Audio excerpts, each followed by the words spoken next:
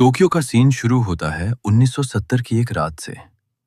शहर के ऊपर फुल मून चमक रहा है, लेकिन नीचे पूरा टोक्यो आग और धुएं में डूबा हुआ है। इमारतें जल रही हैं, लोग भाग रहे हैं और हर तरफ बस धमाकों की आवाज गूंज रही है। आर्मी के सोल्जर्स नीली यूनिफॉर्म में मैजिक सर्कल्स बनाकर पूरी ताकत से फायर कर रहे हैं, लेकिन जिस मॉन्स्टर के सामने वे खड़े हैं उस पर एक खरोंच तक नहीं पड़ रही। वो मॉन्स्टर एक बड़े ड्रैगन जैसा दिखता है, लाल आंखों के साथ, और उसकी चेस्ट में एक पर्पल जेम। वो जितनी बार आगे कदम बढ़ाता है, जमीन हिलने लगती है। सोल्जर्स के चेहरों पर डर साफ दिखने लगता है। उन्हें समझ आ चुका था कि वो इस क्रीचर को रोक नहीं पाएंगे। इसी केओस के बीच धुएं को चीरती हुई एक तेज रोशनी नजर आती है। सोल्जर्स पीछे मुड़कर देखते हैं। वहां एक आदमी खड़ा है, सफेद बाल, काला कोट और एकदम काम एक्सप्रेशन। ये कोई आम इंसान नहीं है, ये मिनातो इचिकामी है, दुनिया का पहला और सबसे ज्यादा पावरफुल मेज। आते ही वो बस एक लाइन बोलता है, "Leave the rest to me." Soldiers तुरंत पीछे हट जाते हैं, क्योंकि उन्हें पता है कि अब ये लड़ाई उनके बस की नहीं। मॉन्स्टर पूरी स्पीड से मिनाटो पर टूट पड़ता है। पूरा टोक्यो हिल रहा है, लेकिन मिनातो जरा भी नहीं हिलता। वो हल्की सी मुस्कान देता है और कहता है, "टू स्लो।" इसके साथ ही उसके आसपास पर्पल और ब्लैक लाइटनिंग जैसी एनर्जी घूमने लगती है। वो दो उंगलियों से एक छोटा सा जेस्चर करता है और एक बीम बनकर सीधे मॉन्स्टर की चेस्ट में जा टकराती है, ठीक उस पर्पल जेम पर। एक सेकंड के लिए सन्नाटा, फिर इतना बड़ा धमाका होता अंडरस्टैंडिंग कि पूरी रात एक पल के लिए दिन जैसी चमक उठती है। जब धुआं हटता है, मॉन्स्टर हवा में उड़ चुका होता है और वहां बस मिनातो खड़ा होता है। इसके बाद कहानी ग्लोबल स्तर पर चलती है। दुनिया भर में एक ही दिन कई जगह डीमंस दिखाई देने लगते हैं और शहर तबाह होने लगते हैं। गन्स, टैंक्स, मिसाइल्स सब बेकार साबित हो जाते हैं। तभी लोगों को समझ आता है कि मैजिक ही एकमात्र रास्ता है। दुनिया बदल जाती है, मैजिक स्कूल्स बनते हैं और हर कोई मेज बनने का सपना देखने लगता है। और सबसे ऊपर सिर्फ एक नाम गूंजता है, मिनातो इचिकामी। फिर आती है वो लड़ाई जिसने पूरी कैलामिटी की दिशा बदल दी, डीमन गॉड के साथ। ये डीमन सबसे बड़ा, सबसे खतरनाक और सबसे पावरफुल था।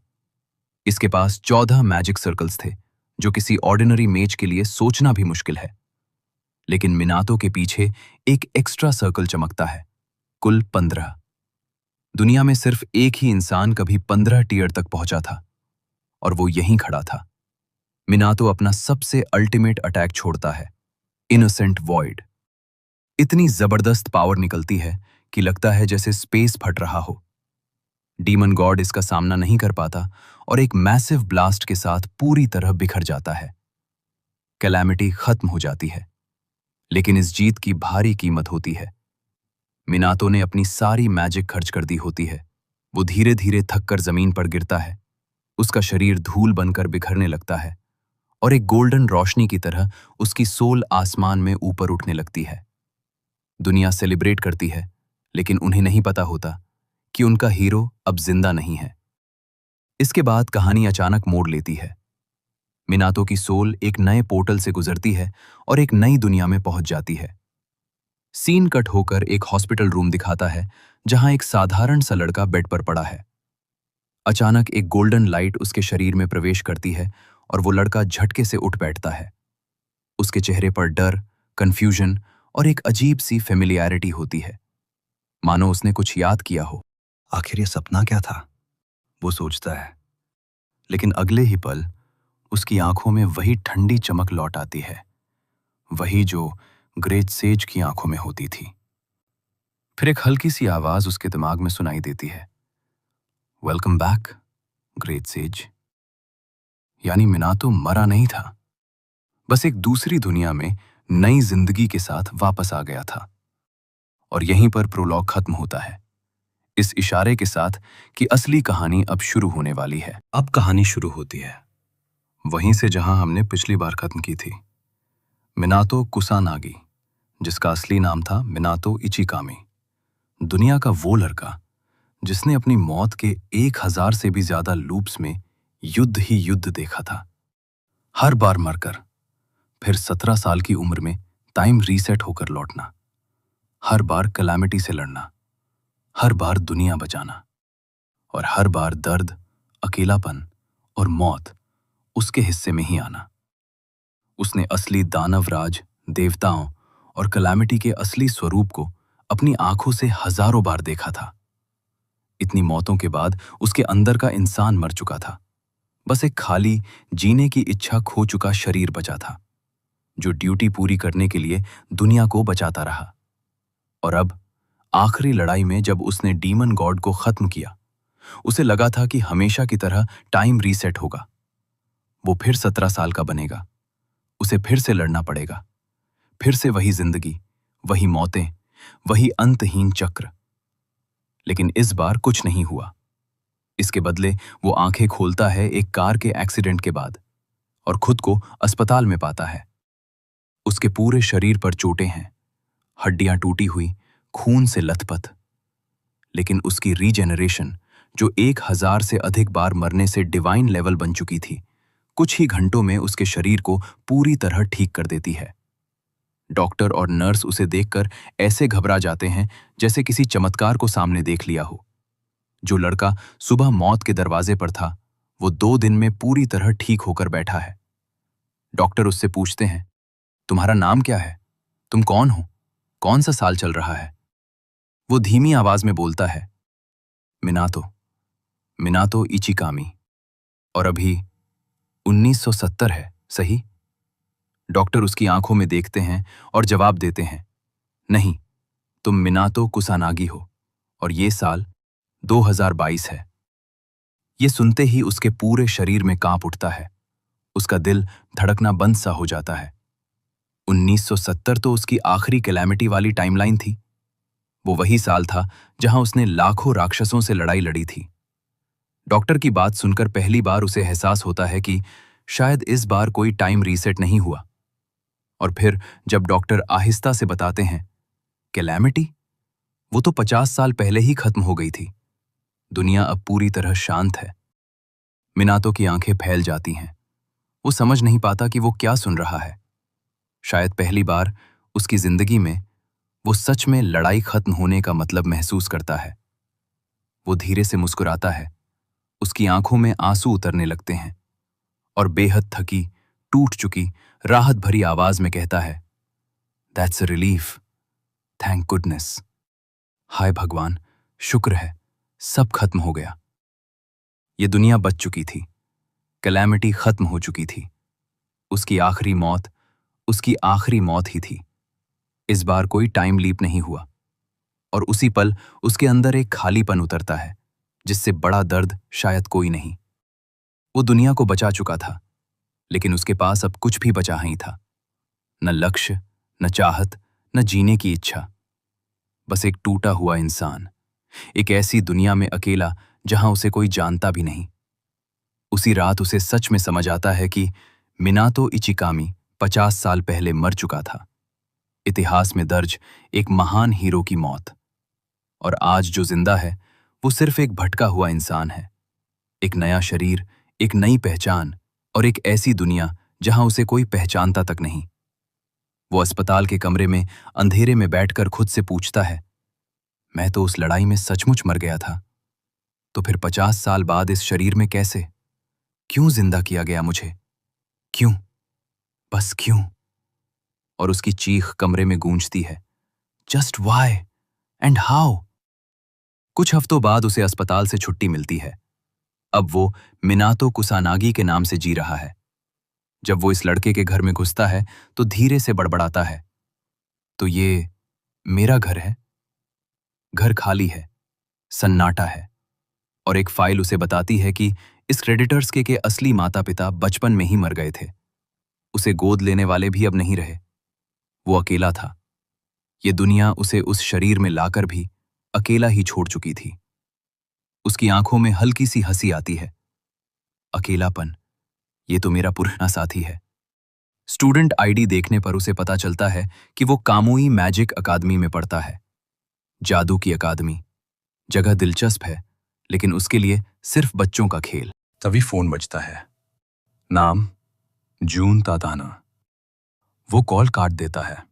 उसे नहीं पता ये कौन है। फिर मैसेज आता है, are you out of the hospital? Come to school, I need money. Minato बस शांत आंखों से मैसेज देखता है।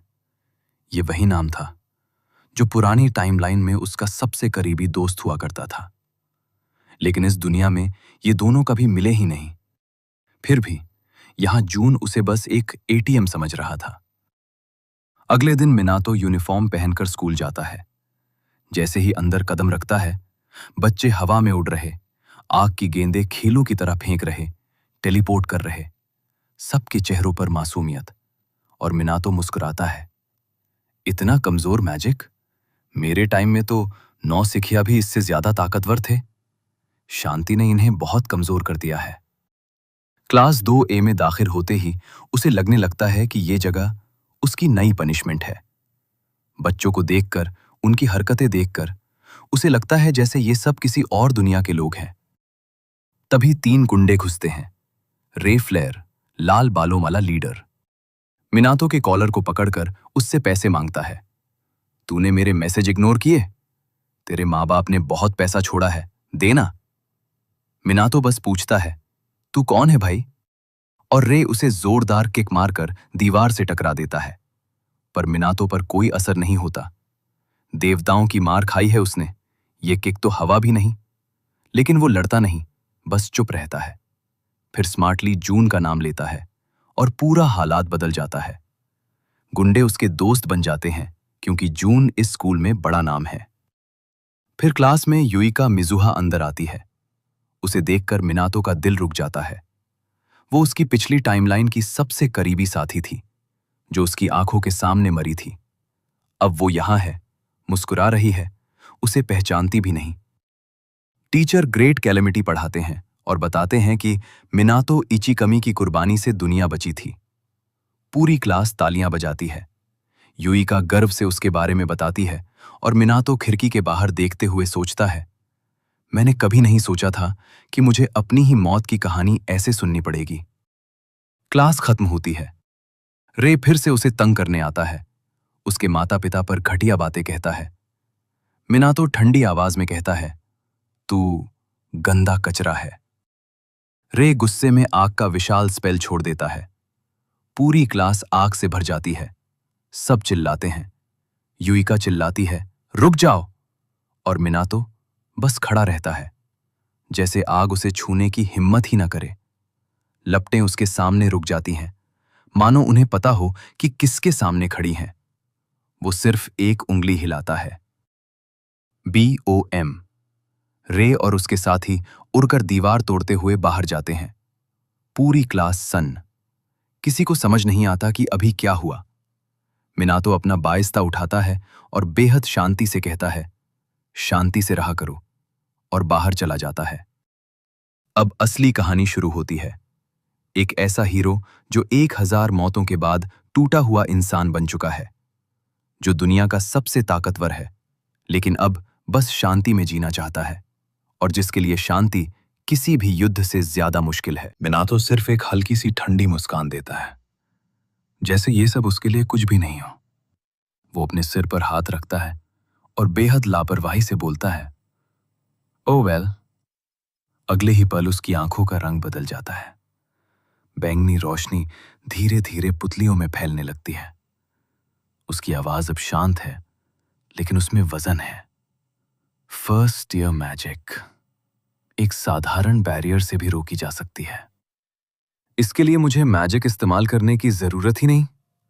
लाल बालों वाला लड़का गुस्से में दांत पीसते हुए चिल्लाता है, मैंने तुझे बच्चा समझकर छोड़ दिया था। लेकिन तभी मिनातो धीरे से पीछे मुड़ता है, और उसी पल उसके चारों तरफ बैंगनी काली ऑरा फैलने लगती है। वुश! हवा कांप उठती है। तीनों लड़कों के चेहरे एकदम सफेद पड़ जाते हैं। लाल बाल वाला, नीले बाल वाला और सुनहरे बालों वाला। तीनों अनजाने में एक कदम पीछे हट जाते हैं। उनके शरीर फ्रीज हो चुके हैं, सांस भारी, दिल जैसे सीने से बाहर कूदने वाला हो। मिनातो धीमी आवाज में बोलता है। उसकी आंखें अब पूरी तरह बैंगनी चमक रही हैं। लेकिन लगता है तुम्हें एक सबक सिखाने की जरूरत है। वश! उसके पीछे बैंगनी काली लपटों और बिजली का एक विशाल विस्फोट होता है। पूरा दृश्य अंधेरे में डूब जाता है। सिर्फ उसकी सिलुएट दिखाई देती है और वो किलर ऑरा।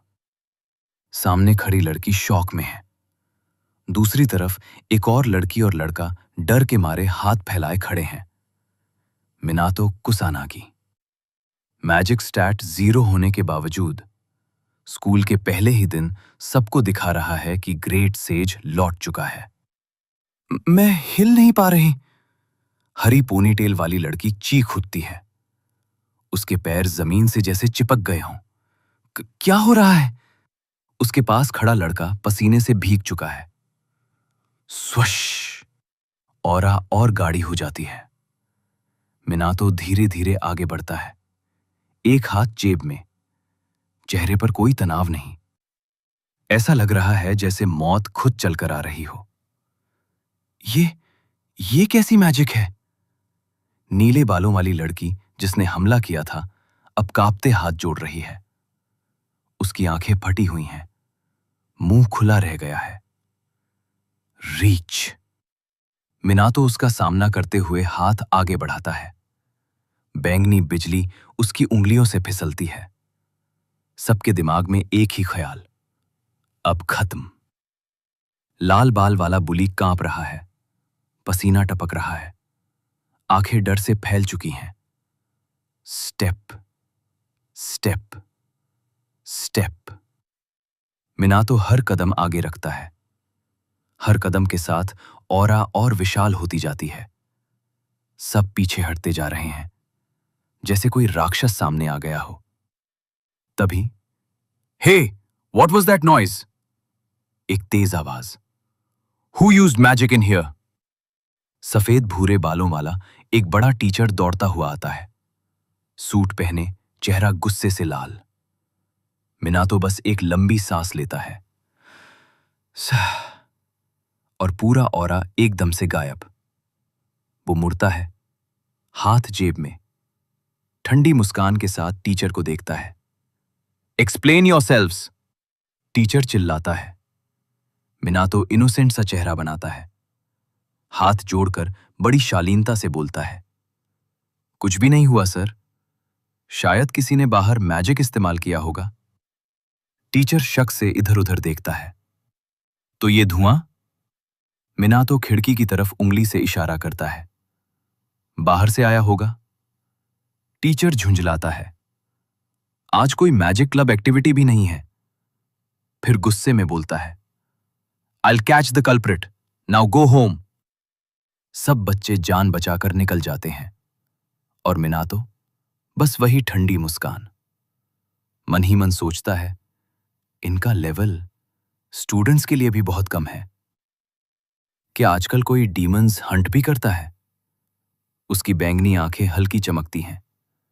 शांति के समय में भी कुछ डीमंस तो होने ही चाहिए। रात, पुराना शिबुया, टूटे हुए बिल्डिंग्स, खामोश सड़कें, पीला चांद आसमान में टंगा हुआ। एक शैडो, काली हुडी, हरे मैजिक सर्कल्स पर चलते हुए छतों के ऊपर। शिबुया भी बदल गया। हर कदम पर रून एक्टिवेट होता है। प्रेस, डार्ट, वो पलक झपकते आगे निकल जाता है। अब तक कोई डीमन सेंस नहीं हुआ। फिर अचानक रुकता है। बैंगनी आंखें चमक उठती हैं।